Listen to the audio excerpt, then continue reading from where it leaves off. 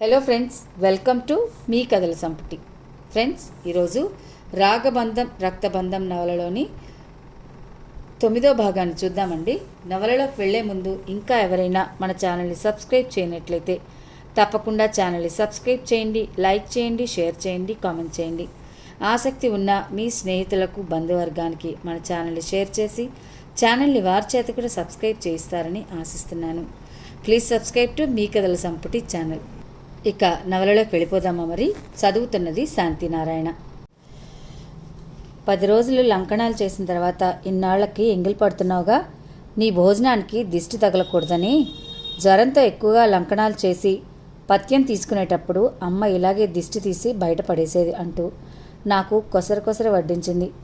వేడి మంచినీళ్ళు చల్లారుస్తూ భోజనం అయిన తర్వాత మంచం మీద వాలకు నిద్రొస్తుంది. నిద్రపోయావనుకో మళ్ళీ ఆ మాయదారి జ్వరం రావచ్చు. కార్డ్స్ కానీ క్యారమ్స్ కానీ ఆడుకుందాము అంది శాసిస్తున్నట్లు. వేడివేడి అన్నం కూరలు చాలా రుచికరంగా ఉన్నాయి. విభ్రాంతిగా చూస్తూ, లలిత, నీ దగ్గర నేర్చుకోవాల్సింది చాలా ఉన్నాయి అన్నాను మెచ్చుకోలుగా. ఏమిటవి అడిగింది. ఆరోగ్య సూత్రాలు. నాలాంటి సాధారణ స్త్రీ దగ్గర మీ ఎంఎస్లు ఎండీలు నేర్చుకోవాల్సిన ఆరోగ్య సూత్రాలు ఏమున్నాయి? అబ్బురంగా అడిగింది. కొంతమంది పేషెంట్స్ డాక్టర్ గారు భోజనం చేసిన తర్వాత నిద్రపోవచ్చా అంటూ అడుగుతారు. ఏం పర్వాలేదు, నిద్రపోవచ్చయ్యా అంటూ భరోసా ఇస్తాం. కానీ ఇలాంటి చిన్న పొరపాట్లే ఒక్కోసారి ముప్పు తెస్తాయి. డాక్టర్కి ఉండవలసినవి శాంతం, కరుణ, సహనం. అవి నీలో కనిపిస్తాయి లలిత. నిజంగా నువ్వు డాక్టర్ చదివుంటే ఎంత బాగుండేదో మురిపెంగా చూస్తూ అన్నాను. ఆ యోగమే ఉంటే వంటింటి కుందేలను ఎందుకు అవుతాను? అయినా నాకు ఈ జీవితమే బాగుంది. భర్త, పిల్లల్ని చూసుకోవడంలో ఎంత సంతృప్తి ఉంటుందో తెలుసా అంది తృప్తిగా. లలిత వంటింట్లోకి వెళ్ళింది. నేను భోజనం ముగించి సోఫాలో కూర్చున్నాను. అమ్మ నా పక్కన కూర్చుని, లలిత, నీకు అలా సేవలు చేస్తుంటే నా మనసు ఏదో తెలియని అనుభూతికి లోనవుతుందిరా. లలిత నా కోడలు అవ్వాలని, మీరిద్దరూ ఒకరినొకరు పరిహాసాలు ఆడుకుంటూ చిలకా గోరింకల్లా తిరగాలని ఎన్నో కలలుగన్నానురా. నీ పనులన్నీ లలిత స్వయంగా చేస్తుంటే లలితను నా కోడలిగానే ఊహించుకుని తృప్తి పడుతున్నానురా. ఇలా ఊహించుకోవడం తప్పే, కానీ లలిత మీద నేను పెంచుకున్న మమకారం, భ్రమ పోవడం లేదురా అంది ఆశాజనకంగా చూస్తూ. లలితను కోడలుగా తెచ్చుకోవాలని కోరుకునేది. ఆ కోరిక, ఆ ఇష్టం అమ్మలో ఇప్పటికీ అలాగే ఉండిపోయాయి. నా కళ్ళల్లో నీళ్లు సుడులు తిరిగాయి. అమ్మ, మన ఆశలు, ఊహలు మనకు అందనివి ఆకాశానికంతా ఎత్తుకు ఎదిగిపోయాయి. మనిద్దరి మనసులు కూడా ఎండమామల వెంట భ్రాంతితో పరిగెత్తడమే అవుతోంది. లలితను నువ్వు కోడలుగాను, నేను భార్యగాను స్వీకరించాలనుకున్నాం. అది ఇప్పుడు కళ్ళలుగా మారినప్పుడు, ఫలితం శూన్యమని తెలిసినప్పుడు ఆ అడియాసలు వ్యర్థం. ఒక విధంగా మనం దురదృష్ట జాతకులం అంతే నిర్వేదంగా అన్నాను. అమ్మకు సలహా అయితే ఇచ్చాను, కానీ నేను చేస్తున్నదేమిటి? ఆమె పరాయి సొత్తు అని తెలిసే ఆమెను ఆరాధించడం లేదు. ఆ మర్నాడు ఉదయం 7 అవుతుంది. నాకు కాస్త ఓపిక వచ్చింది. లేచి గడ్డం చేసుకున్నాను. అప్పుడు రణధీర్ వచ్చారు. ఎలా ఉందిరా అడిగాడు. వంటలో కాస్త ఓపిక వచ్చినట్టుంది. హాస్పిటల్కి వెళదాం అనుకుంటున్నాను. కూర్చో, సోఫా చూపిస్తూ అన్నాను. గడ్డం షేవ్ చేయడం అయిన తర్వాత ముఖం వాష్ చేసుకుని టవల్తో ఒత్తుకుంటూ వాడి పక్కన కూర్చున్నాను. బాబుగాడు స్కూల్కి వెళ్ళడానికి అనుకుంటాను. హడావిడిగా స్కూల్ బ్యాగులు, బుక్స్ సర్దుకుంటున్నాడు. ఒరే బాబు, మమ్మీని అడిగి 1 కప్పు కాఫీ తీసుకురా, అంకుల్ వచ్చారు అంటూ ఆజ్ఞాపించాను. మమ్మీ పూజ గదిలో ఉంది. ఈరోజు ఫ్రైడే కదా, అదిగో గంట వినిపిస్తోంది. పూజ పూర్తయినట్టుంది చెప్పాడు. సరిగ్గా అప్పుడు లలిత పూజ గదిలో నుంచి హాల్లోకి వచ్చింది. చేతిలో పూల సజ్జ ఉంది. మాధవ్, 1 మినిట్ ఆగు, కాఫీ కాచిస్తాను అంది హడావిడిగా తులసి కోట వద్దకు వెళ్తూ. ఆ కంగారు లేదులే, నీ పూజ చేసుకో అంటూ ఆమెనే కన్నార్పకుండా చూడసాగాను. పసుపు రంగు జరీ అంచున్న వెంకటగిరి చీర కట్టుకుంది. దానిమీద ఎరుపు రంగు ఫ్యాన్సీ బ్లౌజ్ వేసుకుంది. తలారా స్నానం చేసిందేమో. జుట్టంతా వదిలేసి చివరన చిన్న ముడి వేసింది. ముఖానికి ఇంత పసుపు పూసింది. నుదుట సింధూరం అద్దింది. కన్నులకు కాటుకు దిద్దింది.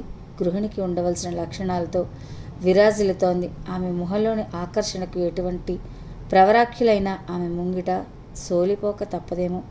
ఈ రోజుల్లో స్త్రీలు రాజకీయ సభల్లో అయితేనేమి, మరే ఇతర సభల్లో అయితేనేమి, సభా క్రమశిక్షణలను ఉల్లంఘిస్తూ బల్లలు గుద్దుతూ మరీను మాకు హక్కులు కావాలంటూ ఆడసింహాలై గర్జిస్తున్నారు. ఇల్లు చక్కదిద్దుకుంటూ భర్తకు పిల్లలకు అన్ని వేళలా సేవలు అందిస్తూ అందులోనే అసలైన ఆనందాన్ని చవిచూస్తూ ప్రశాంత జీవితాన్ని గడుపుతున్న లలిత లాంటి స్త్రీలు ఈ జనరేషన్లో చాలా తక్కువగానే అనిపిస్తారు. పురుషులతో సమానంగా మాకు హక్కులు స్వేచ్ఛలు కావాలంటూ కోరి కష్టాలు తెచ్చుకుంటారు. పగలంతా ఆఫీసుల్లో పని, బస్సుల కోసం పడిగాపులు, ఇంటికి వచ్చాక ఇంట్లో పని. దీంతో ఉన్న స్వేచ్ఛను ఆనందాన్ని కోల్పోతున్నారు. నా భార్య నేను హాస్పిటల్లో పనిచేసి అలసిపోయి ఇంటికి వస్తాం. అలాంటప్పుడు వేడివేడిగా వడ్డించే వాళ్ళుంటే ఎంత బాగుంటుంది. సులోచన ఎప్పుడో ఉదయం 7 గంటలకు వంట వండేసి టేబుల్ మీద పడేసి నర్సింగ్ హోమ్కి వెళ్ళిపోతుంది. ఏ రోజు నేను వేడివేడిగా టిఫిన్ కానీ భోజనం కానీ చేసిన పాపాన పోలేదు. అదే లలిత అయితే చక్కగా భర్తకు పిల్లలకు అన్ని వేళలా అమర్చి పెడుతుంది. అందుకే నా దృష్టిలో స్త్రీ హౌస్ వైఫ్గా ఉండడమే బెటర్ అనిపిస్తుంది. లలిత తులసికోట దగ్గర పూజ ముగించుకుని 10 నిమిషాల్లో మా ఇద్దరికి టిఫిన్ రెడీ చేసి తెచ్చింది. పూరి కూర ప్లేట్లో సర్ది మా ముందు పెట్టింది. ఇప్పుడేగా వంటింట్లోకి వెళ్ళావు, అప్పుడే ఎప్పుడు చేశావు ఇవన్నీను? ఆశ్చర్యంగా ప్రశ్నించాను. లలిత మా ఇద్దరికి కొసరు వడ్డించింది. కాఫీ తీసుకురావడానికి కిచెన్లోకి వెళ్ళింది. రణధీర్, ఒరే మాధవ్, నువ్వు ప్రేమించిన అమ్మాయి ఈ లలితే కదూ? సందేహంగా అడిగాడు. అవునరా అన్నాను. ఈ అందాల భరణ అంటే నీకెందుకంత పిచ్చి ప్రేమో ఇప్పుడు అర్థమైంది. ఆమె అందానికి, సుగుణాలకు, వినయానికి ఎంత వెతికినా సూర్యారాయి నిఘంటువులో కానీ ప్రౌఢ వ్యాఖ్యర్త శబ్దరత్నాకరంలో కానీ ఉండవేమో. ఇంతకాలమైనా నువ్వు ఇంకా ఆమెనే ఎందుకు ఆరాధిస్తున్నావో తెలుస్తోంది. పెద్దనగారి వరూధినిల, భట్టుమూర్తి గిరికల, కాళిదాసు హిమపుత్రికల, సోయగాల పుష్పలత ఈ ఇంట్లో నడియాడుతున్నట్లు లేదు. ఆమె అందానికి ముగ్ధుడవుతూ పరవశంగా అన్నాడు. వాడిలో ఏ వికారాలకు తావులేదు.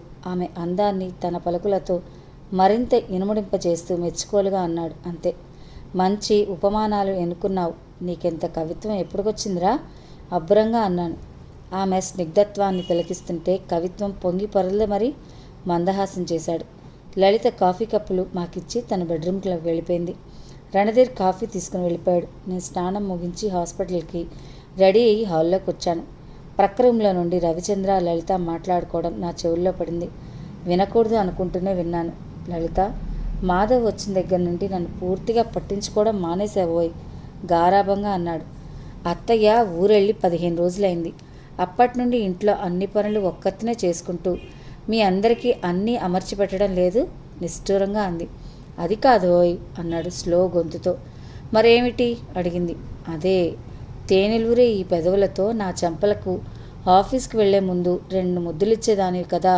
నువ్వు కిసులిస్తే గానీ ఈ చెంపలు ఆఫీస్కి వెళ్ళనని మొరాయిస్తున్నాయి చమత్కారంగా అన్నాడు. ముద్దులు కాదు కానీ 2 చేతి దెబ్బలు రుచి చూపిస్తాను. ఎందుకెళ్ళదో చూస్తాను మరింత గడుసుగా అంది లలిత. ఏమిటి, భర్త చెంపల మీద కొడతావా? నీకు అసలు భర్త అంటే భయం భక్తి ఉన్నాయా? మా అమ్మ రాని, అప్పుడు నీ పని చెప్తాను అనునయంగా అన్నాడు. చెప్పుకోండి అంది మొండిగా. ఏమిటి, అత్తగారన్నా భయం లేదా? నీ పని ఇలా కాదంటూ ఏం చేశాడో తెలియదు. లలిత, అబ్బా వదలండి, ఇది సరసాలకు టైమా? పక్క రూమ్లో మాధవ్ ఉన్నాడు. ఆంటీ కూడా ఉంది. మృదువుగా మందలిస్తోంది. సర్లే, రాత్రికి చెప్తాను ఈ పని మంద్రంగా అన్నాడు. ఏమండి, మీరు మాధవ్ గురించి ఇలా మాట్లాడటం నాకు నచ్చలేదు. నాకు అక్కచెల్లెళ్ళు కానీ అన్నదమ్ములు కానీ లేరు. మాధవ్లోనే తోబుట్టును చూసుకుంటున్నాను. తన రక్తాన్ని దానమిచ్చి మన బిడ్డ ప్రాణాన్ని కాపాడాడు. ఆ రోజు బీచ్లో తన ప్రాణాన్ని సైతం లెక్క చేయకుండా మన బాబుకి ప్రాణదానం చేశాడు. అటువంటి త్యాగశీలికి, స్నేహశీలికి మనం ఎన్ని చేసినా ఆ రుణం తీరదు అంది కృతజ్ఞత నిండిన స్వరంతో. పిచ్చిదానా, మాధవ్ నీకు అన్న అయితే నాకు బావమర్ది లాంటివాడు. బావమర్దిని బావగారు ఒక మాట అన్నా పర్వాలేదులే. సర్లే కానీ నేను ఆఫీస్కి వెళ్తున్నానని చెప్పి రవిచంద్ర ఆఫీస్కి వెళ్ళిపోయాడు. స్టెత్ కోటు తీసుకుని, లలిత హాస్పిటల్కి వెళ్తున్నాను, మధ్యాహ్నం భోజనానికి రానని చెప్పాడు. ఎందుకు రావు కంగారుగా అడిగింది. నేను వచ్చిన దగ్గర నుండి పాపం రవిచంద్ర నువ్వు సరిగా ఫ్రీగా ఉండడం లేదు. నా వల్ల ఎవరు ఇబ్బంది పడటం నాకు ఇష్టం లేదు. ఏం బాబు, ఆయన అన్న మాటలు విన్నావా? ఆయన జోక్గా అన్నారు. అవేం నువ్వు పట్టించుకోకు. ఆయనకు నువ్వంటే చాలా ఇష్టం తెలుసా. మాధవ్ నాకు తోడబుట్టిన వాళ్ళు ఎవరూ లేరు. నీలోనే తోబుట్టు చూసుకుంటున్నాను. ఏ మనసులో పెట్టుకోకు. భోజనానికి రా అంది ఆజ్ఞాపిస్తూ. నేను మౌనంగా ఉండిపోయాను. నా చెయ్యి అందుకుని వస్తావు కదూ అర్ధింపుగా అడిగింది. ఆమె కళ్ళల్లో అర్ధింపుకి కరిగిపోయి సరే అలాగే అని చెప్పి హాస్పిటల్కి వెళ్ళిపోయాను. ఆ మధ్యాహ్నం లలిత ఇంటికి భోజనానికి వెళ్ళాను. నా కోసం స్పెషల్గా మటన్ తెప్పించింది. హాట్ ప్యాక్లో అన్నం కూరలు ప్లేట్లో వడ్డిస్తూ తొందరగా రా మాధవ్ చల్లారిపోతున్నాయి అని పిలిచింది. టేబుల్ ముందు కూర్చుంటూ రవిచంద్ర భోజనానికి వచ్చాడా అని అడిగాడు. ఆయన రావడం భోజనం చేయడం ఆఫీస్కి వెళ్ళిపోవడం కూడా జరిగిపోయిందంది. అన్నట్టు ఆఫీస్ దూరం కదా, రోజు ఇంటికొచ్చి భోజనం చేయడం ఆ వెంటనే ఆఫీస్కి పోవడం శ్రమ కదా, బాక్స్ పట్టుకెళ్ళవచ్చు కదా అన్నాను. ఆయనకు వేడివేడిగా తినడం అలవాటు. చల్లారిపోతే భోజనం ఎక్కదు. అందుకే దూరమైనా సరే ఇంటికొచ్చి భోజనం చేసి వెళ్తాడు. క్యారియర్ పట్టుకెళ్ళరు అని చెప్పింది. అమ్మ అందుకుంది. మా వాడికి చల్లారిపోయిన కూడు తినడం పెళ్ళైన తర్వాత అలవాటైందిలే. వాళ్ళ ఆవిడ 7 గంటలకే వండి టేబుల్ మీద పడేస్తుంది. పెళ్లికాని క్రితమైతే వేడిగా ఉంటే గాని ఏదీ తినేవాడు కాదు. పెళ్లి చేసుకునే అన్నిటికీ కరువైనాడు. నిట్టూర్పు విడిచింది. లలితను కోడలిగా పొందలేకపోయాననే బాధ, తన కోడలి ద్వారా ఇక తనకు మనవలు పుట్టే యోగం లేదనే నిరాశ నిస్పృహ ప్రకటితమవుతున్నాయి. మౌనంగా భోజనం కానిచ్చి మంచం మీద నడుము వాల్చాను. ఎప్పుడు నిద్రలోకి జారుకున్నానో తెలియదు. మెలకు వచ్చేసరికి 4:30 అవుతుంది. శ్రీ వచ్చినట్టున్నారు స్కూల్ నుండి. ఇల్లంతా ఒకటే హడావిడి అల్లరీను. నేను బాత్రూమ్కి వెళ్ళి ఫ్రెష్ అయ్యి డ్రెస్ చేసుకుని స్టక్ తీసుకుని హాస్పిటల్కి బయలుదేరాను. ఇంతలో లలిత, మాధవ్ టిఫిన్ చేసి వెళ్దు కానీ ఒక్క క్షణం ఆగు అంటూ హడావిడిగా సేమియా ఉప్మా తీసుకొచ్చి ప్లేట్ నాకు అందించింది. ఇప్పుడు టిఫిన్ ఏమిటి అందుకుంటూ అడిగాను. సాయంత్రం ఈయన ఇంటికి వచ్చేసరికి ఏదో ఒక రకం టిఫిన్ చేసి ఉండాలి. సులోచన గారు సాయంత్రం పూట టిఫిన్ చేయరా ఆశ్చర్యంగా అడిగింది. నేను మాట్లాడలేదు. వాళ్ళ ఆవిడకి అంత తీరిక ఎక్కడిది? ఎప్పుడు హాస్పిటల్ రోగులు చూసుకోవడమే, ఇంకా ధ్యాస ఉండదు. నేనైతే సాయంత్రం పూట కూడా వాడికి ఇష్టమైన టిఫిన్ చేసి పెట్టేదాన్ని. పెళ్లి చేసుకోగల తిండికి కూడా ముఖం వాసిపోయాడు వాడు. ఇంత సంపాదించుకుంటున్నాడు, 4 రుచులు తినే యోగం లేదు అంటూ వాపోయింది వాళ్ళమ్మ. టిఫిన్ కానిచ్చి లలిత అందించిన టీ సిప్ చేస్తున్న బాబుగాడు నా స్టెథోస్కోప్ తీసుకుని మెడకు తగిలించుకున్నాడు. లలిత వాడిని మురిపెంగా తెలివిస్తూ, శ్రీ నువ్వు కూడా అంకుల్లా పెద్ద డాక్టర్వి కావాలి అంది ముద్దు పెట్టుకుంటూ. లలిత, నీ కోరిక అదే అయితే వీడి చదువు విషయంలో శ్రద్ధ తీసుకుని మెడిసిన్ చదివిస్తాను. కావాలంటే స్పెషలైజేషన్కి స్టేట్స్కి కూడా పంపించి చదివిస్తానంటూ ప్రమాణం చేశాను. మాధవ్, నాకు మెడిసిన్ చదవాలనే బలమైన కోరిక ఉండేది. ఆ విషయం నీకు తెలుసు. ర్యాంక్ రానందున బీఎస్సీలో జాయిన్ అవ్వాలని వచ్చింది. వీడి ద్వారా అయినా నా కోరిక తీర్చుకోవాలని ఆశిస్తున్నాను. ఈ స్నేహితురాలంటే నీకు పిచ్చి అభిమానం. నా కోరిక నీవు తీరుస్తావనే నమ్మకం నాకుంది. అందుకే నేను ఇప్పుడు చెప్తున్నాను. ఒకవేళ నాకేదైనా అయి నేను చనిపోతే అంటూ ఏదో అనబోయింది. ఆ చివరి మాటకు నేను నిలువెల్లా కంపించాను. లలిత, ఆవేదన భరితంగా అరిచాను. పరిసరాలను మర్చిపోయి నా కళ్ళల్లో నీటి పొరలు పొర్లుకొచ్చాయి. లలిత నా వైపు తెల్లబోయి చూసింది. పిచ్చివాడా, ఏదో మాట వరుస కన్నాను. ఇప్పుడు నాకేమైందని ఆ కన్నీళ్లు ఎందుకు? సున్నితంగా మందలించింది. లలిత, నువ్వు మాట వరుస కన్నా వాడు ఆ ఊహే భరించలేడమ్మా. నువ్వంటే వాడికి పిచ్చి అభిమానం ఆప్యాయత అంది అమ్మ. లలిత నా వైపు ఆరాధనగా చూసింది. బాబుగాడు స్టెథోస్కోప్ అమ్మ గుండె దగ్గర పెట్టి, నానమ్మ నీ హార్ట్ బీట్ ఎలా ఉన్నాయో చూస్తాను, సరిగ్గా కూర్చో, ఊపిరి పీల్చు, ఇప్పుడు శ్వాస వదులు అంటూ వాడు ఎక్స్పీరియన్స్ ఉన్న డాక్టర్లా అభినయిస్తూ మాట్లాడుతుంటే లలితకు నాకు నవ్వు ఆగింది కాదు. ఒకటే పగలబడి నవ్వసాగాం. నానమ్మ, ఓకే ఆల్ రైట్, నీ హార్ట్ సవ్యంగానే పనిచేస్తుంది. కాకపోతే కాస్త నీరసంగా ఉన్నావు. మందులు రాసిస్తాను. వాడి ముచ్చట్లు గొలిపే మాటలు మురిసిపోతూ వ్రేళ్లను వెనక్కి మడిచి చెంప మీద ముద్దుగా కొట్టాను. లలిత అయితే వాడిని ఒడిలోకి తీసుకుని తెగ ముద్దాడేసింది. మమ్మీ కదలకు, ఈసారి నీ హార్ట్ చూస్తానంటూ లలిత గుండె మీద స్టెథోస్కోప్ పెట్టి, మమ్మీ నీ గుండె వీక్గా కొట్టుకుంటుంది, నువ్వు చచ్చిపోవడం ఖాయం, ఇంకా ఏదో అనబోయాడు. నేను శ్రీ ఆక్రందించాను. నా కేక విని అదిరిపోయి నన్ను భయంగా చూడసాగాడు. లలిత విస్తుపోయింది. నా హృదయం దుఃఖంతో సుడలు తిరుగుతోంది. కళ్ళు తడి ఆరిపోయాయి. బాధగా అక్కడి నుండి గదిలోకి వెళ్ళాను. కిటీ దగ్గర నిలబడి నిర్వేదంగా చూస్తున్నాను. నా భుజం మీద చేయి పట్టడంతో వెనక్కి తిరిగి చూశాను. లలిత నా వైపు జాలిగా చూస్తోంది. మాధవ్, మనిషి అన్న తర్వాత చావకుండా ఉంటాడా? పుట్టడం ఎందుకు? చావటం కొరకే. మనం అందరం ఎప్పుడో ఒకప్పుడు చనిపోవలసిన వాళ్ళమి. నా విషయంలో ఎందుకంత బాధపడతావు అడిగింది. లలిత, నీ విషయంలో ఆ ఊహే నేను భరించలేను. మిత్రమా, నువ్వు లేని నేను లేను. గాద్గదమైంది గొంతు. నా చెయ్యి అందుకుని మృదువుగా నిమురుతూ, నీ వంటి పవిత్రమైన స్నేహితుడు లభించడం నిజంగా నా అదృష్టం. నాకు చాలా గర్వంగా ఉంది అంది సంతృప్తిగా. సరిగ్గా అప్పుడు రవిచంద్ర వచ్చాడు. లలిత భర్త రాకని గమనించి వీధిలోకి వెళ్ళింది. రవిచంద్ర ఎప్పుడూ నవ్వుతూ ఉంటాడు. అలాంటిది ఆ రోజు ముఖం సీరియస్నెస్గా పెట్టి ఇంట్లోకి వస్తేనే బాబు మీద కేకలు వేయసాగాడు. శ్రీ, ఇలారా! దాదాపు గర్దిస్తున్నట్లే అరిచాడు. నేను విస్తుపోయి చూడసాగాను. బాబు తండ్రి ఎదురుగా భయంగా నిలబడ్డాడు. మీ క్లాస్మేట్ రవిగాన్ని కొట్టావా? తీక్షణంగా ప్రశ్నించాడు. వాడు ఉలుకు పలుకు లేకుండా తల దించేసుకున్నాడు. ఏరా, మాట్లాడమే! మళ్ళీ అరిచాడు. వాడు మౌనం వహించాడు. రవిచంద్ర, ఏమైంది? ఉద్విగ్నత అడిగాను. స్కూల్లో కుర్రాన్ని కొట్టాట. ఆ పిల్లాడి తలకు గాయమై కుట్లు కూడా పడ్డాయట. వాళ్ళ నాన్న మా ఆఫీస్కి వచ్చి నన్ను నానా మాటలన్నాడు. మా ఆఫీస్లో అందరు ఎదుట నాతో తిట్టేసి వెళ్ళాడు అంటూ విషయం చెప్పుకొచ్చాడు. శ్రీ, ఎందుకు కొట్టావు? తప్పు కదూ. అందరితో అలా గొడవలు పెట్టుకోవచ్చా? మందలించాను. నేను కొట్టలేదు అంకుల్, వాడే నన్ను కొట్టడానికి పరిగెత్తుకొచ్చాడు. ఒక్క తోపు తోశాను, అంతే. వెనక్కి పడ్డాడు. తన తప్పేమీ లేదన్నట్టు చెప్పాడు. నిజంగా ఆలోచిస్తే వాడు తప్పేమీ లేదు. తనను రక్షించుకోవడం కోసం చేశాడు. వాడు కొట్టడానికి వస్తే టీచర్స్ చెప్పాలి, అంతేగాని వెనక్కి తోసేస్తావా? వాళ్ళ నాన్న ఎన్ని మాటలన్నాడో తెలుసా? నీ మూలంగా నా పరువు పోతుందిరా. రవిచంద్ర ఆవేశంగా అంటూ నడుముకి ఉన్న బెల్ట్ విసురుగా తీసి బాబుని కొట్టసాగాడు. లలిత ఎంత వారించినా ఆగలేదు. బాబు మీద ఒక్కొక్క దెబ్బ పడుతుంటే అవి నా శరీరం మీద పడ్డట్లు విలవిల్లాడిపోయాను. గట్టు మీద పడ్డ చేప పిల్లల నా హృదయం గిలగిలా కొట్టుకుంది. నేను మెరుపులా వెళ్ళి వాడికి దెబ్బలు తగలకుండా అడ్డుగా నిలబడిపోయాను. ఈసారి బెల్ట్ దెబ్బలు నా వంటి మీద పడుతున్నాయి. రవిచంద్ర ఆవేశం ఒక్కసారి తగ్గి స్పృహలోకి వచ్చాడు. డాక్టర్ గారు, మీరు అడ్డు లేవండి. ఈ దెబ్బలతో వీడికి బుద్ధి రావాలి ఆవేశంగా అంటున్నాడు. లలితకు కోపం ఉక్రోషం ఒక్కసారి ఉంచుకొచ్చాయి. చంపేయండి అంది రోషంగా. గొంతులో వ్యంగ్యం ధ్వనించింది. లలిత, హెచ్చుకుగా పిలిచాడు. బెల్ట్ పక్కన పడేసి నిస్సత్తుగా సోఫాలో కూలబడిపోయాడు. ఎన్నాళ్లకో ఒక్కగానొక్క కొడుకు పుట్టాడు. ఎంతో అపురూపంగా చూసుకోవాల్సింది పోయి ఇలా చావు దెబ్బలు కొడితే వాడు బ్రతుకుతాడా? నిండా 6 సంవత్సరాలు కూడా లేవు. తప్పొప్పులు వాడికేం తెలుసు? వాడు కావాలని వాడి తలకి గాయం చేయలేదుగా. అనుకోకుండా జరిగింది. మీ దెబ్బలతో వాడు గిజగిజలాడుతూ విలపిస్తుంటే మీ హృదయం కరగడం లేదా? ఆవేదనగా ప్రశ్నించి విసురుగా తన గదిలోకి వెళ్ళిపోయింది. రవిచంద్ర ఆవేదనగా కణతలు నొక్కుకున్నాడు. ఏడుస్తున్న బాబుని ఎత్తుకుని నేను గదిలోకి వచ్చేశాను.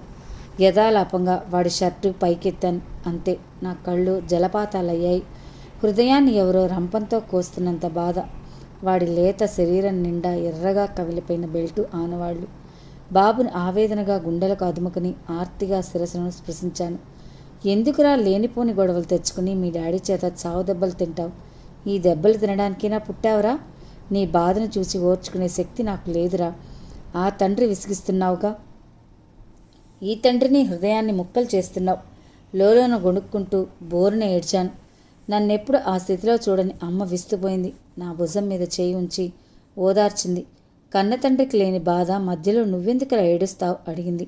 అమ్మా, నన్నెవరైనా చావు దెబ్బలు కొడితే నువ్వు బాధపడకుండా ఉండగలవా? వీడి విషయంలో నేను అంతే. వీడు కంటనీరు పడితే చూడలేను, వంటి మీద దెబ్బలు పడితే తట్టుకోలేను. కళ్ళనీళ్ల పర్యంతం అన్నాను. అమ్మ నా వైపు విస్మయంగా చూసింది. ఓ 15 రోజుల తర్వాత మామయ్య సులోచన తీసుకొచ్చి దిగబెట్టాడు. ఎంత కోపంగా వెళ్ళిందో అంత శాంతంగా తిరిగొచ్చింది. నాతో మాట్లాడాలని శతప్రయత్నాలు చేసింది. కావాలని తప్పించుకుని తిరిగేవాణ్ణి. ఆనాటి సంఘటనతో నా మనసు విరిగిపోయింది. ఆమె పశ్చాత్తాపంతో కుమిలిపోవడం గ్రహించాను. అయినా నేను కరగలేదు. సరిగ్గా ఆ రోజు బాబుగాడు వచ్చాడు. ఏరా నాన్న, అసలు రావడం లేదు? ప్రేమగా దగ్గరికి తీసుకుంటూ అడిగింది సులోచన. నా మూలంగా మరి అంకుల్ నువ్వు పోట్లాడుకుంటున్నారుగా? దీనంగా చూస్తూ అన్నాడు. ఆ మాటలతో సులోచన శ్రీని ఒడిలో కూర్చోబెట్టుకుని లేత చెంపల మీద గబగబా ముద్దులిచ్చి, శ్రీ, నీ మీద ఇంకెప్పుడు కోప్పడనరా. నువ్వు మా అందరి కంటి వెన్నెల కిరణానివిరా. నిన్ను ఇంకెప్పుడు తిట్టనుగా అంది గుండెలకు హత్తుకుంటూ. ఆమె గొంతు బొంగురుపోయింది.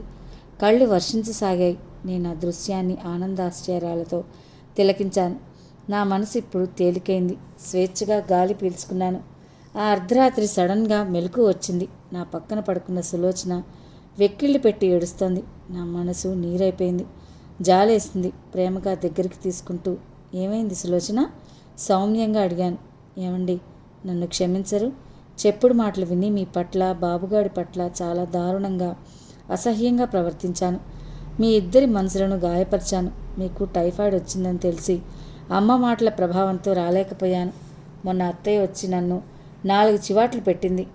మీరు టైఫాయిడ్తో మంచాన పడి ఉంటే లలిత తల్లిలా సేవలు చేసిందని, కన్నబిడ్డను ఆదరించినట్టు ఆదరించిందని, ఆమె కాలి గోరికి కూడా సరిపోవంటూ లలితను మెచ్చుకుంటూ నన్ను నానా దుర్భాషలాడింది.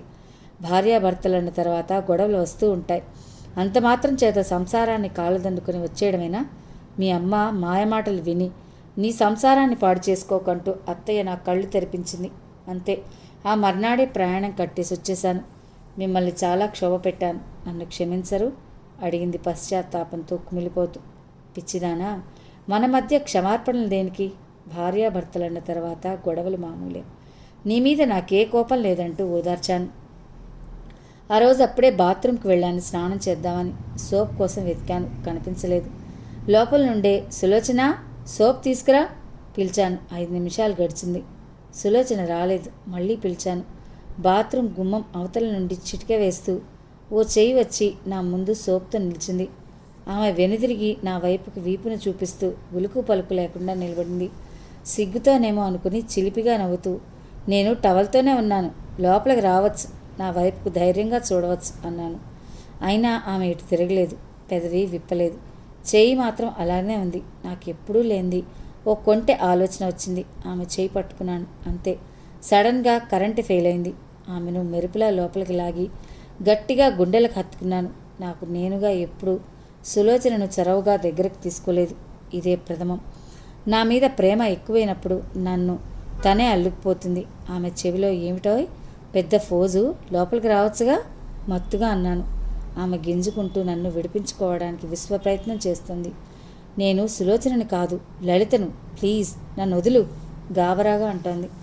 నీ దొంగ నటనలు నా దగ్గర కాదోయ్, నన్ను తప్పించుకుపోవడానికి ఎత్తులు వేస్తున్నావు. నీ మిమిక్రీ ప్రయోగాలు నా దగ్గర పనిచేయు. నేనేమీ బాబుగాని కాదు మోసపోవడానికి అంటూ ఆమె చెక్కిల్ని పెదవులతో గట్టిగా చుంబించాను. ఆరాటంగా ఆమె పెదవులను అందుకున్నాను. ఆమె స్పర్శలో నాకేదో కొత్తదనం, మరేదో తీయదనం, ఈ మధురమైన అనుభవం ఎక్కడో ఎప్పుడో చవిచూసిన అనుభూతి. ఆమె ఇంకా గింజుకుంటుంది. నన్ను విడిపించుకోవటానికి నాకు విసిగెత్తింది. ఏమిటట పరాయి మగాండ్లా అలా గింజుకుంటున్నావు? నా గొంతులో అసహనం ధ్వనించింది.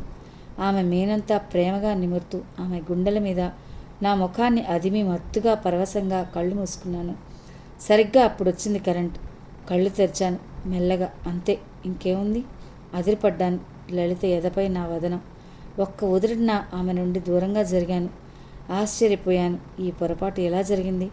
నాలో నేనే పదే పదే ప్రశ్నించుకున్నాను. లలిత నా వైపు ఏహ్యభావంతో అసహ్యంగా, క్రోధంగా చూస్తోంది. లలిత నన్ను ఒక పురుగును చూసినట్టు అసహ్యంగా, కోపంగా చూస్తుంది. ఆమె కళ్ళల్లో భావాలకు నా మనసు సిగ్గుతో చితికిపోయింది. తట్టుకోలేకపోయాను.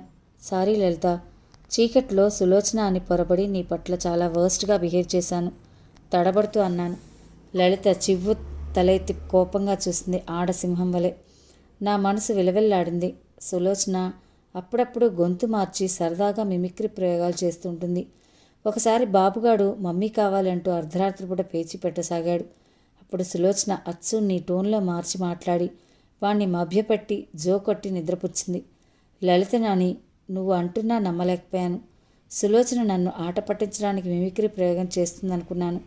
క్షమించు లలిత, కావాలని నేను ఏ తప్పు చేయలేదు. నన్ను నమ్మవు? ఆమె చేతులు పట్టుకుని ప్రాధేయపడ్డాను. లలిత మౌనంగా తలదించుకుంది. అవును, సులోచన ఏది అడిగాను. సులోచన గారు హాస్పిటల్కి వెళ్ళి జస్ట్ 5 మినిట్స్ అయింది. ఇంతలో నువ్వు సోప్ కోసం విలిపిస్తుంటే ఇంట్లో ఎవరు లేరు. నాకిక తప్పింది కాదు, అందుకే నేను తీసుకురావాల్సి వచ్చింది. నేను రాకపోయినా బాగుండేది అంది. తన సోప్ తెచ్చి నాకు అందివ్వకపోతే ఈ పొరపాటే జరిగేది కాదు అన్న భావం ధ్వనిస్తోంది ఆమె పట్ల. సులోచన ఎందుకంత అర్జెంటుగా హాస్పిటల్కి వెళ్ళింది ప్రశ్నించాను సందేహంగా. హాస్పిటల్ నుండి ఫోన్ కాల్ వచ్చింది. ఎమర్జెన్సీ కేసు వచ్చిందట, అర్జెంటుగా రమ్మని. నువ్వు స్నానం చేస్తున్నావని, వచ్చిన తర్వాత నీకు ఈ విషయం చెప్పమని నాతో చెప్పి వెళ్ళారు. అందుకే నీకోసం వెయిట్ చేస్తున్నాను అని గబగబా చెప్పేసి వెళ్ళిపోయింది. ఆ సంఘటన జరిగిన నాటి నుండి లలిత మా ఇంటికి పూర్తిగా రావడం మానుకుంది. బాబునే కాదు, లలిత కూడా చూడకుండా ఉండలేని స్థితికి వచ్చేశాను. లలిత కనిపించక నాలో నేనే కుమిలి కృషించిపోయాను. లలిత బాబుని తీసుకుని పుట్టింటికి వెళ్ళి వారం రోజులైనా రాలేదు. ఆ 7 రోజులు 7 యుగాలుగా గడిపాను. నాకు పిచ్చెక్కినట్లయింది. ఆ రోజు ఉదయం 9 అయినా నేను నిద్ర లేవలేదు. రాత్రంతా నిద్ర పట్టక బద్ధకంగా ఉండడంతో ముడుచుకొని పడుకున్నాను. నా చెవి దగ్గర నోరు పెట్టి అంకుల్ అంకుల్ అన్న మధురమైన పిలుపుకి ఉలిక్కిపడి బద్ధకంగా కళ్ళు విప్పాను. ఎదురుగా బాబుగాడు ఆనందంతో ఒక్క ఉదటిన వాడిని అందుకుని గుండెలకు చేర్చుకుని ప్రేమగా వాడిని మేనంతా నిమురుతూ, శ్రీ ఎప్పుడొచ్చావురా అన్నాను ఆర్తిగా. ఇప్పుడే అంకుల్, ఆటో దిగి ఇంట్లో కూడా వెళ్ళలేదు. నానమ్మ పిలుస్తున్నా వినిపించుకోకుండా ఇటే వచ్చేశానన్నాడు నవ్వుతూ. తప్పు కదా నాన్న, నానమ్మ బాధపడదు అన్నాను అందలింపుగా. మిమ్మల్ని చూసి వారం రోజులు అయిపోయిందిగా, చూడాలనిపించింది, అంతే వచ్చేశానంటూ వాడు నా కంఠానికి చేతులు బిగించాడు. నా మీద గల ప్రేమకు నా గుండె పరవశించిపోయింది ఆనందంతో. మరి ఇన్ని రోజులు ఎందుకు ఉండిపోయారు అడిగాను. మమ్మీకి ఫీవర్ వచ్చిందిగా అన్నాడు. మమ్మీకి జ్వరమా? ఇప్పుడెలా ఉంది? కంగారుగా అడిగాను. తగ్గిందిలేండి. మమ్మల్ని తీసుకురావడానికి రాత్రి డాడీ వచ్చాడు. మమ్మీకి అసలు రావడం ఇష్టం లేదు. ఇంకా వారం రోజులు ఉంటానని ఏడ్చింది. డాడీ ఒప్పుకోలేదు. మమ్మల్ని అక్కడ ఉంచడం డాడీకి ఎంత మాత్రం ఇష్టం లేదన్నాడు పెద్ద ఆరిందల కళ్ళు తిప్పుతూ. వాడి ఆరిందక బుర్లకు నవ్వొచ్చింది. మరి మమ్మీ అంత బ్రతిమిలాడినప్పుడు డాడీ ఉండనీయచ్చుగా అన్నాను. మరి మమ్మీని వదిలి డాడీ ఉండలేడుగా అన్నాడు కిలకిలా నవ్వుతూ. వాడి నవ్వుతో శృతి కలిపాను.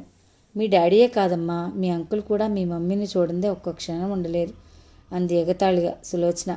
సులోచన ఎప్పుడొచ్చిందో తెలియదు. మా సంభాషణ అంతా వింటోందన్నమాట. సులోచన అన్నాను కోపంగా చూస్తూ. మీరు పడే అవస్థను నేను ప్రతిక్షణం గమనిస్తూనే ఉన్నాను. మీ అంతరంగం సాక్షిగా చెప్పండి, మీరు ఆమెను ఆరాధించడం లేదని నన్ను నిలదీసింది.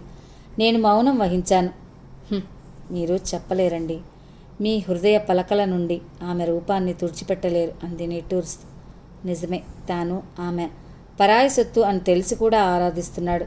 ఆమె తన సాన్నిధ్యంలో తిరగాలని, తన కనుసన్నలలో మెలగాలని తన మనసు ఎంత వలదన్నా కాంక్షిస్తోంది. అబద్ధం ఎలా చెప్పగలను? మెల్లగా లేచి బాత్రూంకి దారితీశారు. ఓ రోజు రవిచంద్ర మా ఇంటికొచ్చాడు. అతని ద్వారా ఓ పిడుగులాంటి వార్త విన్నాను.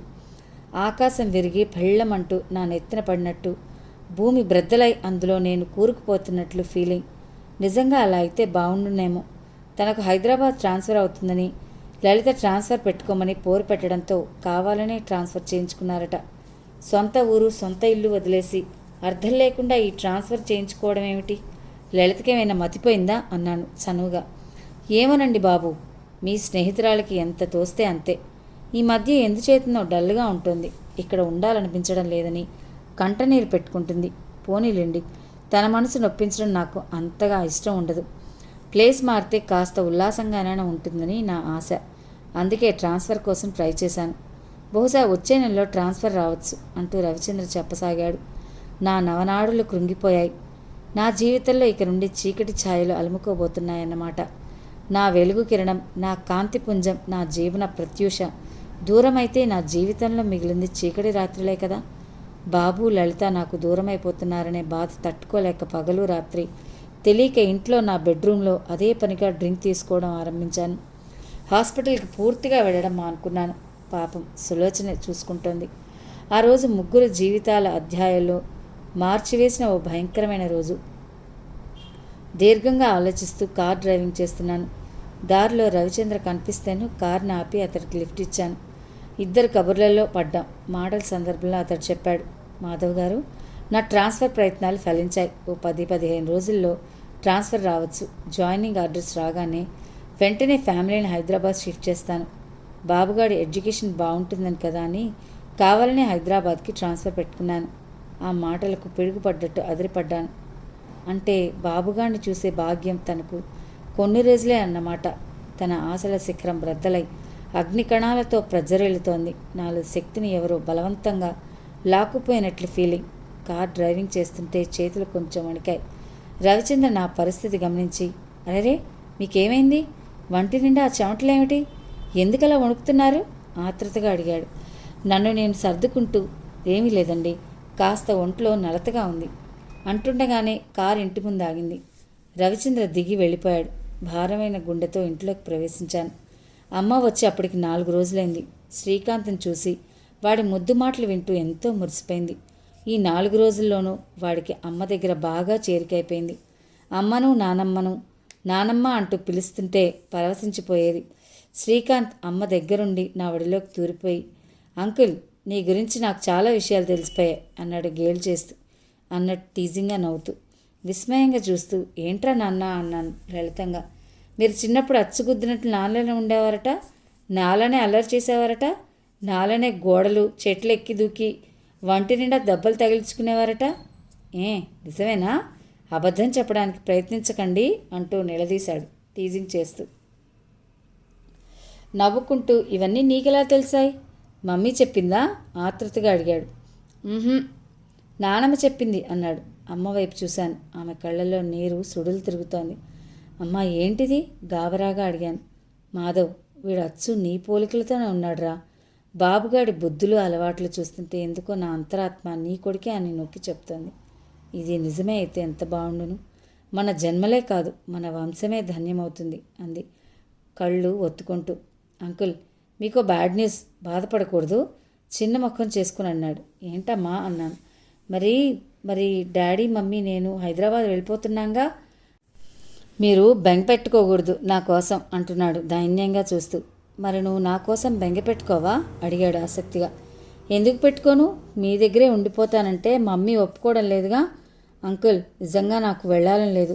మిమ్మల్ని చూడకుండా ఉండలేను అంటుంటే ఆ పసివాడి గొంతు గాద్గదమైంది.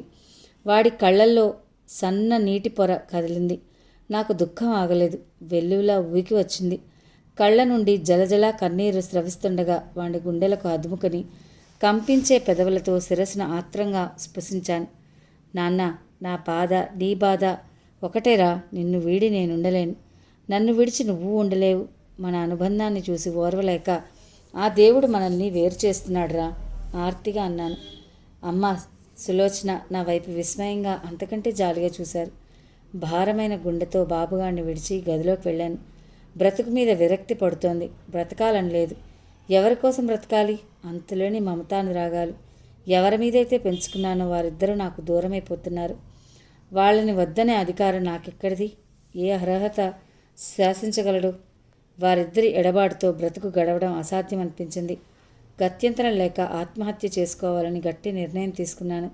ఇంజెక్షన్ ద్వారా పాయిజన్ తీసుకోవాలనుకున్నాను. అందుకు ఉద్యుక్తనవుతున్న సిరంజ్లో పాయిజన్ ఎక్కించి సూది చేతికి తగిలించుకున్నాను. అంతే. సులోచన ఎప్పుడొచ్చిందో తెలియదు. ఏమండి అంటూ గావుకేక పెట్టి మెరుపులా వచ్చి నా చేతిలో సిరంజ్ లాక్కుంది. సులోచన, నన్ను చావని అన్నాను ఆవేదనగా. మీరెందుకు చావాలనుకుంటున్నారో నాకు తెలుసు. నిశ్చితంగా చూస్తూ సూటిగా అంది. మీ దగ్గర దాపరికం ఎందుకు? లలితను బాబుని బ్రతకడం అనేది నాకు అసాధ్యం. నాకిక చావు ఒక్కటే శరణ్యం అన్నాను నిర్వేదంగా. ఆమె తన చేతిలోని సిరంజి నా చేతిలోకి పెట్టి, అయితే ముందు నాకు ఇంజెక్షన్ ఇచ్చి తర్వాత మీరు తీసుకోండి. ఇద్దరం ఒకేసారి చచ్చిపోదాం. మీకు నేనే అక్కర్లేకపోయినా మీరు నాకు కావాలంటూ బావురుమంది. సులోచన అంటూ నిర్ఘాంతపోయి చూస్తూ ఉండిపోయాను. నా వీపు మీద ఎవరో కొరడాతో జళిపించినట్లు నాలోని వివేకం మేల్కొంది. నా చేతిలోని సిరంజి జారి క్రింద పడింది. అవునండి, మీరు లేనప్పుడు ఇక నాకెందుకు ఈ జీవితం? మీకోసం, మీ ప్రేమ కోసం పరితపించే ఒక అభాగ్యురాలుందని, ఆమెకు అన్యాయం తలపెడుతున్నానని ఆలోచించారా? ఎంతసేపు మీకు లలిత గూర్చి, బాబును గూర్చి తలంపే గాని నా గూర్చి ఒక్క క్షణం ఆలోచిస్తున్నారా అంటూ వెక్కి వెక్కి ఏడ్చింది. సులోచన వైపు జాలిగా చూశాను. అవును, పాపం. తనను నమ్ముకొని తనే సర్వస్వం అనుకుని బ్రతుకుతున్న అమాయకురాలిని గూర్చి తాను ఆలోచిస్తున్నాడా? ఆమె వైపే ఆరాధనగా చూస్తూ ప్రేమగా దగ్గరకు తీసుకున్నాను. ఇన్నాళ్ల తర్వాత సులోచన దుఃఖం కొంత ఉపశమనం చెందిన తర్వాత ఆమె పరాయి స్త్రీ అని తెలిసి కూడా మీరిలా మమకారాలు పెంచుకోవడంలో అర్థం లేదు. మన సొత్తు కాని వాటి మీద ఈ మమతానురాగాలు వ్యర్థం. ఇక నుండైనా మీ మనసులో తిష్టవేసిన ఆ మహాతల్లి రూపాన్ని చెరిపేయడానికి ప్రయత్నించండి అంది విసురుగా. నాకు పట్టరాని కోపం వచ్చింది. ఆమెకు దూరంగా జరిగాను. సులోచన అంటూ కోపంగా అరిచాను. ఆమె సాధారణమైన స్త్రీ కాదే. నా మనసులో నుండి చెరిపేయడానికి యవ్వన ప్రాంగణంలో నా హృదయంలో ముద్రించుకున్న అపరూప లావణ్యవతి అనురాగ రాశి అటువంటి ప్రేమ సామ్రాజ్ఞిని ఎలా చెరిపేయగలను? ఏ ముహూర్తాన మీ కంట పడిందో గాని అప్పటి నుండి నా సంసారంలో చిచ్చే రగులుతోంది. నా పాలిట శాపంగా పెనుభూతల్లా దావరించింది అంటూ సులోచన ఇంకా ఏదో అనబోయింది రోషంగా. అంతే, నాలో ఒక్కసారి ఉద్రేకం ముంచుకొచ్చింది. ఆమె చెంప చెళ్ళు అనిపించాను. లలితను ఒక్క మాట అంటే నేను సహించను. నా ఆరాధన, నా అనురాగం, నా భక్తి, నా ప్రథమ పూజ ఆ దేవతకే అంకితం, తెలిసిందా అంటూ హెచ్చరించాను. సులోచన చెంప చేత్తో రాసుకుంటూ కన్నీళ్ల పర్యంతం నా వైపు తీవ్రంగా చూస్తూ, బాబు మీ కొడుకే అన్న నిజం లలితకు చెప్పేయచ్చుగా. అప్పుడు మీ కొడుకు న్యాయంగా మీకే చెంతాడు కాబట్టి లలిత వాణ్ణి మీకే అప్పజెప్తుంది. బాబుని విడిచిపెట్టి బ్రతకవలసిన కర్మ మీకుండదు అంది ఎంతో తేలిగ్గా. ఆమె వైపు విస్మయంగా చూశాను. నోర్ముయ్, ఎప్పుడూ లేంది ఈరోజు ఎందుకిలా స్వార్థంతో ఆలోచిస్తున్నావు? ఇప్పటికే లలితకు నేను తీరని అన్యాయం చేశాను. ఈ చేదు నిజం చెప్పి పచ్చగా సాగిపోతున్న వారి సంసారాల్లో చిచ్చును రగిలించనా? నా మూలంగా ఆ అమాయకురాలి దాంపత్యంలో కలతలు కలహాలు రావడం నేను భరించలేను అన్నాను ఆవేదనగా. సరిగ్గా అదే సమయంలో ప్రక్రమంలో ఉన్న అమ్మ మేమిద్దరం గొడవ పట్టం విని మా గదిలోకి వచ్చి, ఏమిట్రా, ఏమైంది, దాని మీద ఎందుకు చేయి చేసుకున్నావు అడిగింది ఆందోళనగా. నేను అమ్మకు బదులివ్వలేదు. మౌనంగా భారంగా నా గది నుండి వరండాలోకి వచ్చి సోఫాలో జీవం లేని మనిషిలా చతికిలబడిపోయాను. సులోచన, ఏమైందమ్మా? అమ్మ ఓదార్పుగా అడిగింది. అత్తయ్య, మీ అబ్బాయికి లలిత అంటే పిచ్చి ఎక్కువైంది అంది కసిగా. వారిద్దరి మధ్య జరుగుతున్న సంభాషణ నా చెవులకు స్పష్టంగా వినిపిస్తుంది. లలిత అంటే వాడికి పిచ్చి కాదు, ఆరాధన, మూగ ప్రేమ. తన జీవిత భాగస్వామిగా స్వీకరించాలనుకున్నాడు. తన మూగ ప్రేమను ఆమెకు వెల్లడి చేద్దామనుకున్నాడు. ఇంతలో ఆమె మరొకరి సొత్తు అయిపోయింది. వాడు చాలా కాలం లలితను గూర్చి మర్చిపోలేక మీ పెళ్లి గురించి వాయిదాలు వేశాడు. ఇంతకిప్పుడు ఏమైందట అడిగింది ఆరా తీస్తూ. శ్రీకాంత్కి తండ్రి ఎవరనుకుంటున్నారు అడిగింది. రవిచంద్ర అంది అమ్మ. కాదు, మీ అబ్బాయి అంటూ భయంకరమైన చేదు నిజాన్ని వ్యక్తపరిచింది. అమ్మ నిర్ఘాంతపోయింది. ఏమిటే నువ్వంటున్నది? ఇదెలా సాధ్యం అంది ఆశ్చర్యంగా. ఓ రోజు లలిత హై ఫీవర్తో మన హాస్పిటల్కి ఒంటరిగా వచ్చింది. ఆమె స్పృహ తప్పి పడిపోయింది. ఆమెను మా రెస్ట్ రూమ్లో బెడ్ మీద పడుకోబెట్టి సపరీలు చేశారు ఈయన అంటూ ఆ తర్వాత జరిగిన సంఘటనంతా వివరించింది. మాధవ్ ఇలాంటి పని చేశాడంటే నేను జీర్ణించుకోలేకపోతున్నానంది అమ్మ. నేను నమ్మేదాన్ని కాదు, నా కళ్ళారా చూశాను కాబట్టి నమ్మవలసి వచ్చింది. అప్పటి పరిస్థితులు లొంగిపోయి క్షణికమైన ఆవేశంలో ఆ పని చేశారని నా అంతరాత్మకు తెలుసు. ఏనాడో నాకు అన్యాయం చేశారని నిలదీసి అడగలేదు. ఎందుకంటే చేసిన తప్పుకి పశ్చాత్తాపంతో కుమిలిపోతున్నారు. పశ్చాత్తాపానికి మించిన శిక్ష మరొకటి లేదు కదా. ఆయన్ని చూస్తే నాకే జాలేసింది. లలిత ప్రమేయం లేకుండా ఆమెను అనుభవించానన్న బాధతో ఈయన చాలా రోజులు కోలుకోలేదు. తనలో తానే కుళ్ళి కృషించిపోయారు. అత్తయ్య, ఇప్పుడు లలిత భర్తకు ట్రాన్స్ఫర్ అయింది. లలిత, బాబు తనకు దూరమైపోతున్నారనే బాధతో ఆత్మహత్య చేసుకోవడానికి ప్రయత్నించారు. అత్తయ్య, ఎంతసేపు వాళ్ళని గురించి ఆలోచన తప్పితే తన ప్రేమ కోసం అలమటించే ఈ అభాగ్యురాలి కోసం ఒక్క క్షణమైనా ఆలోచిస్తున్నారా? దీనంగా అడిగింది సులోచన. అమ్మ నుండి ఏ సమాధానం రాలేదు. ఓ 5 నిమిషాలు నిశ్శబ్దం రాజ్యం వెళ్ళింది. ఇల్లంతా కామ్గా ఉంది. ఓ 4 గజాల దూరం నుండి కాలి అందలు కళ్ళు కళ్ళున శబ్దం వినిపించింది. చెవులు రెక్కించి ఆ వచ్చేది ఎవరా అని అటువైపు చూశాను. అంతే, నా నెత్తి మీద బాంబు పడ్డట్టు ఒక్కసారి అదిరిపడ్డాను. లలిత నా వైపు భద్రకాళిలా చూస్తూ నా సమీపానికి వస్తోంది. లలితను నేనెన్నడూ అంత కోపంగా చూడలేదు. లలిత నిర్ఘాంతపై చూస్తున్నాను. మనసులో అల్లజడి, కంగారు కలగలిసి ఒక్కసారి చెలరేగాయి. లలిత వచ్చి ఎంతసేపు అయి ఉంటుంది? జరిగిందంతా వినలేదు కదా అనుకుంటూ, లలిత నువ్వా వచ్చి ఎంతసేపు అయింది? ఆందోళన, గాబరా ధ్వనించాయి నా గొంతులో. ఓ అరగంట అయింది అంది నాకు అభిముఖంగా నిలబడి తీక్షణంగా చూస్తూ. గతుక్కుమన్నాను. కాళ్ళు చేతులు వణకడం ఆరంభించాయి. శరీరం అంతా చెమటలు పోస్తున్నాయి. ఎందుకలా భయపడుతున్నావు? నువ్వు నన్ను మోసగించిన సంగతి బయటపడిపోయిందనా? తీవ్రంగా నిలదీసింది. ఆమె కళ్ళల్లో కోపం, అసహ్యం, ఏహ్యభావం తొణికిసలాడుతున్నాయి.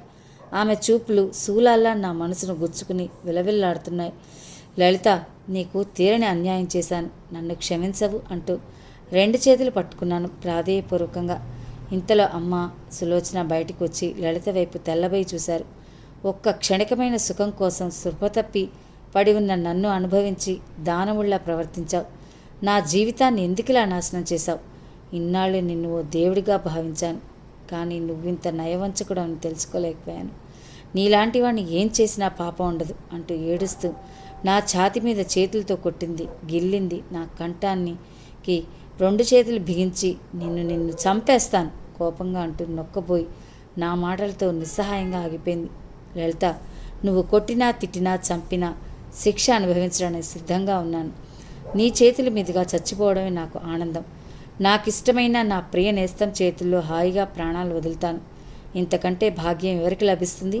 ఇది వరంగా భావిస్తున్నాను లలిత. కానీ ఈ పాపాత్ముని బ్రతుకుండి ఏం ప్రయోజనం? ఉద్వేగంగా అంటుంటే లలిత నా వైపు విస్మయంగా దైన్యంగా చూసింది. లలితకు హిస్టీరియా స్ట్రోక్ వచ్చి మెల్లగా జారి క్రింద పడబోతుంటే ఒడుపుగా పొదవి పట్టుకున్నాడు. భయంతో ఆమె వదనంలోకి దీనంగా చూస్తూ ఒడిలోకి తీసుకున్నాడు. సులోచన లలితకు ఇంజెక్షన్ ఇచ్చి ట్రీట్ చేసింది. అరగంట తర్వాత లలితకు స్ప్రో వచ్చింది.